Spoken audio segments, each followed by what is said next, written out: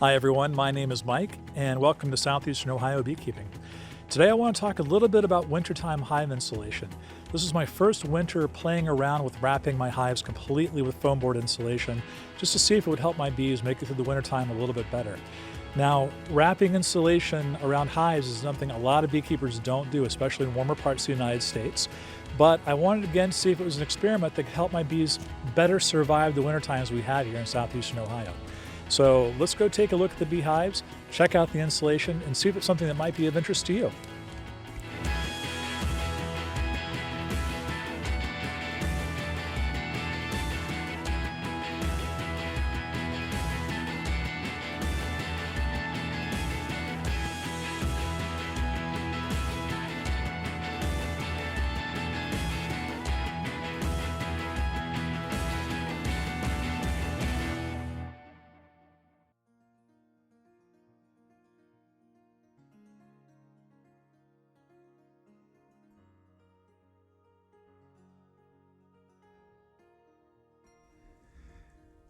So at first glance, this doesn't seem to resemble an apiary at all. More like big boxes made of green foam board with red corrugated roofs.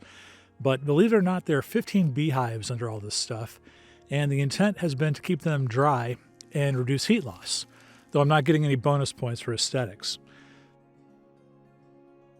So why bother with insulation in the first place? Well, it's really a combination of inspiration from a wild beehive, together with me being tired of having some of our early bees starve each season only inches from full frames of honey due to late season cold snaps that last a week or more. Late last fall, we had a large hollow tree break in half during a windstorm, and there was a wild beehive inside it. Now, I was able to salvage most of the bees in the honeycomb into a nuke, but what I noticed was how much thicker the tree walls were compared to our standard 3/4 inch pine boxes. And that got me to wondering, would these bees have an easier time staying warm during the winter, living in a tree, as compared to a Langstroth hive? So why might bees need a little bit of help staying warm in southeastern Ohio of all places? Well, as you can see from this map, Ohio's not really in the deep south, nor is it in the high north of the United States. And what we have is a section of southeastern Ohio. It's all up against the western foothills of the Appalachian Mountains. So what that means is during the summertime, we will get a lot of warm air coming up from the deep south, where it typically is in the upper 80s to low 90s through most of the summer. But then during the wintertime, about November, the cold air begins to slide in from Canada. And we will frequently, through November and December, get temperatures where the highs are in the mid to upper 30s, the lows are in the 20s, just below freezing. That'd be fine, except for after Christmas time, particularly in January and February. We frequently will have cold snaps, where cold air will push down even further from Canada, and we'll have highs in the 20s, lows in the low teens, or even single digits. And then, like we had a couple of weeks ago, we'll have a super cold snap, where the highs won't get out of the teens, and we might have lows right around zero, if not below zero.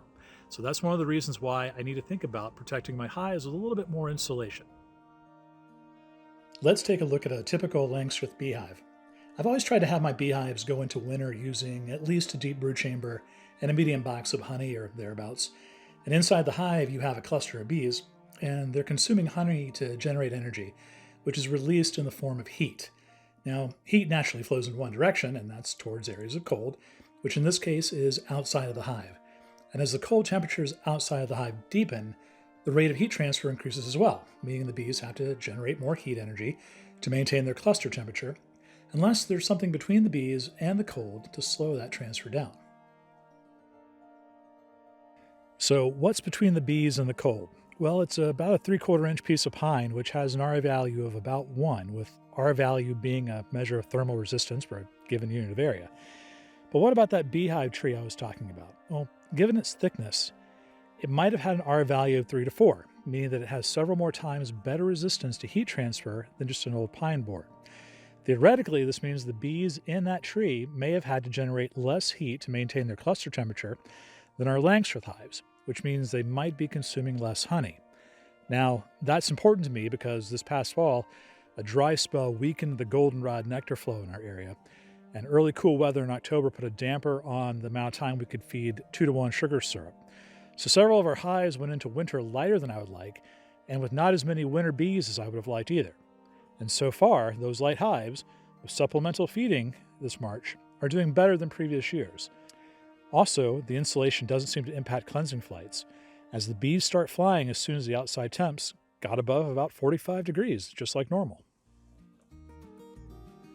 So what's next for me? Well, the next 2 weeks as the low temperatures moderate above freezing, I'll be taking off this hive insulation around the side of the hive because what I've got set up right now isn't really practical for any kind of hive maintenance. And next year I plan on using foam board to make individual insulation huts for each large hive and perhaps sister 2 nukes together per hut just to make everything easier to manage. So is this kind of hive insulation something you should consider for your beehives? Well, it really depends on your microclimate, where you are, whether or not you have winters as cold as we are, and if your bees are exposed and having these cold snaps like my bees have. The answer is always, it's different for every beekeeper in every different location. It's something that I've experimented with, and I think it's provided me some benefit. It is a little bit of a hassle. There are issues with having to maintain the insulation and put it up and break it down when the season comes, and it certainly does hinder anything but a quick peek into the top of the hives in February to add sugar or a protein patty. So I definitely want to make the insulation next time a bit more user-friendly for the next winter. So if you have any questions about my little experiment this past winter with hive insulation, feel free to drop a comment below. I'll get back to you as quickly as I can. I'll also put a link in the description to a BeeSource article where I found out a little bit more about hive insulation and the benefits of increasing R value. Thanks a lot for watching. We'll see you later.